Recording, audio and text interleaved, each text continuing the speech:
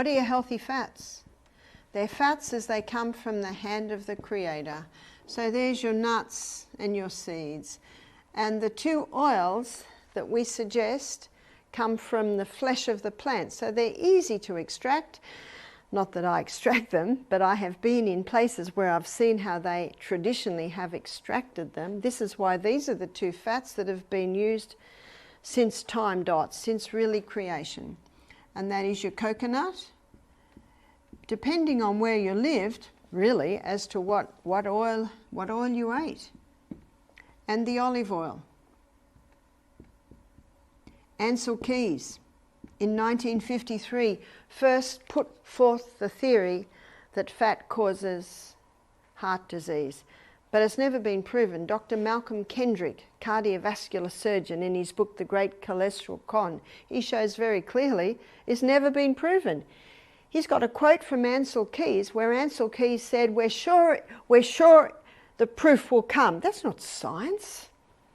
That's not science at all. Science doesn't put a theory forth and wait for the support or research to prove it. No, that makes no sense at all. Dr. Malcolm Kendrick is very scathing of this theory that fat causes heart disease. A lady said to me recently, she said, but I was told that when you eat fat, all the blood cells clump together. I said, well, many years ago when I used to do a live blood analysis at our retreat, the fact is, over 10 years, I've looked at hundreds of bloods under the microscope. And the only time I see the cells, the red blood cells all clumped together, was when the person was dehydrated. That's how I know that water is the best blood thinner. And then I would say to them, I'm sorry, I can't look at your blood. The blood is so clumped. Have you had any water today? No, I didn't drink water because I was traveling and I didn't want to have to keep stopping. I understand that. I look at their blood a few days later, they're well hydrated now, and now the blood cells are all jumping around, hitting each other.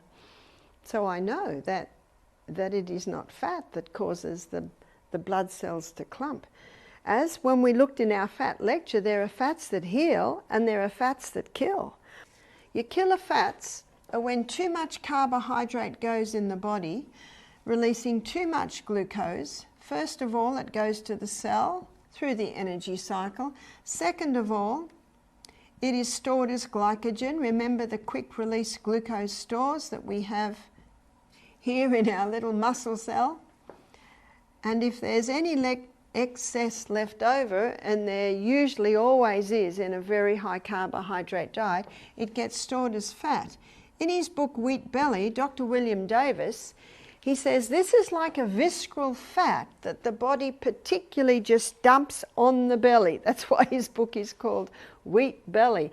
And when the belly's full up and the thighs and the buttocks and the arms, then it starts to go inside and starts to weigh down the internal organs, this type of visceral fat.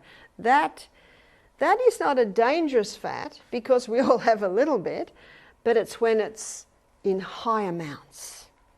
The other types of fats that are dangerous are your animal fats.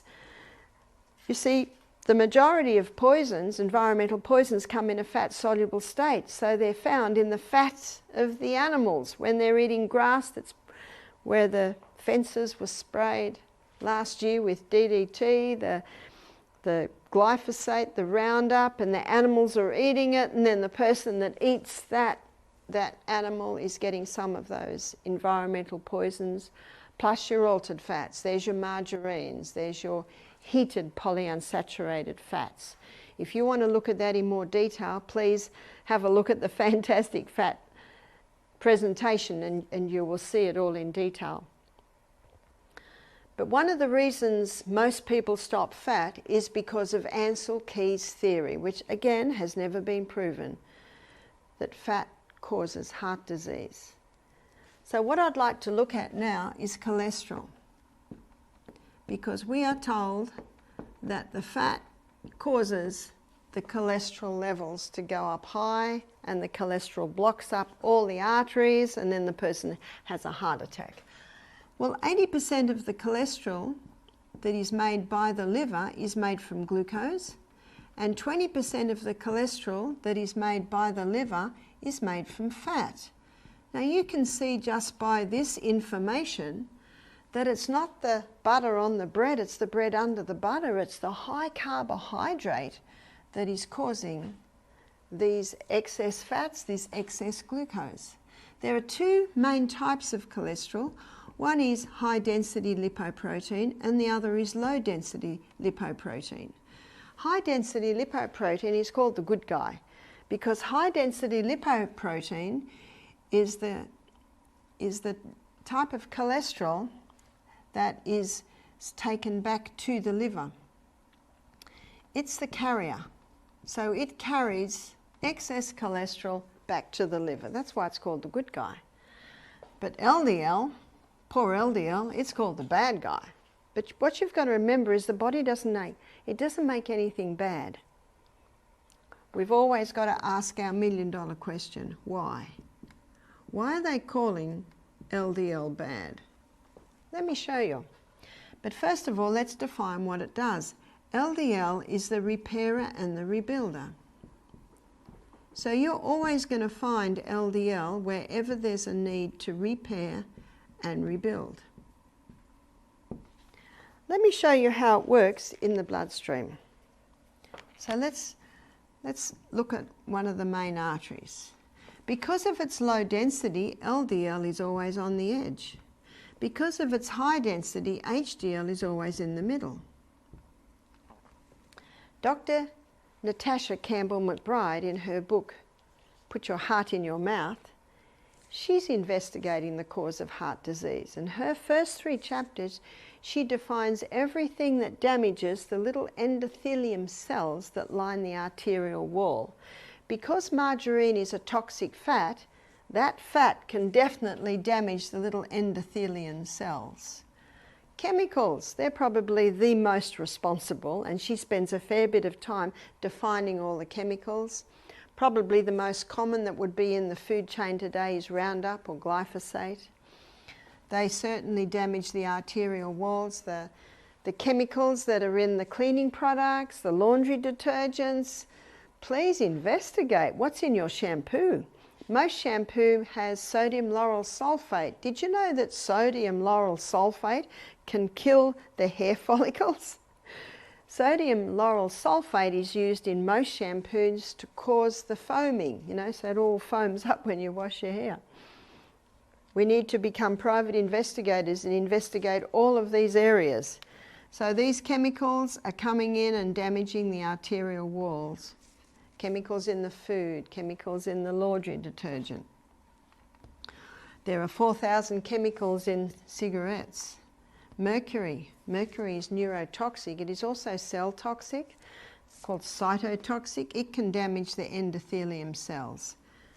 So who's going to plug up the holes? The repairer and the rebuilder. So LDL, already sitting on the edge, it comes along and it starts plugging up the holes. If it didn't plug up the holes, we'd just bleed into the tissues and that would eventually kill us. So can you see that God put LDL there for a purpose? But what's happening is the person doesn't realize what all of these things are doing to them. It certainly doesn't tell you that on the packet of your supposedly sweet-smelling laundry detergent. I'm sorry, but it doesn't smell sweet to me. I'm used to essential oils, and when you're used to the natural scents of essential oils and you smell some of those laundry detergents, they really don't smell very nice. So what's happening in the arterial wall? It's building up. Something else is happening. Dr. Natasha Campbell McBride describes this. Many authors have also described it too. In our bloodstream, there are little protein molecules. On a high carbohydrate diet, high sugar diet, which unfortunately many Americans and Australians are consuming, there's a lot of excess glucose around. And that excess glucose, it sticks to those protein molecules and that becomes sticky. And it sticks to the wall, it's contributing to the build-up. And what happens is, this is the number one cause of heart disease or stroke, is they get dislodged. And they get dislodged and they block. If the blockage happens in the carotid arteries, there's your stroke. If the blockage happens in the heart, there's your heart attack. That's the number one cause.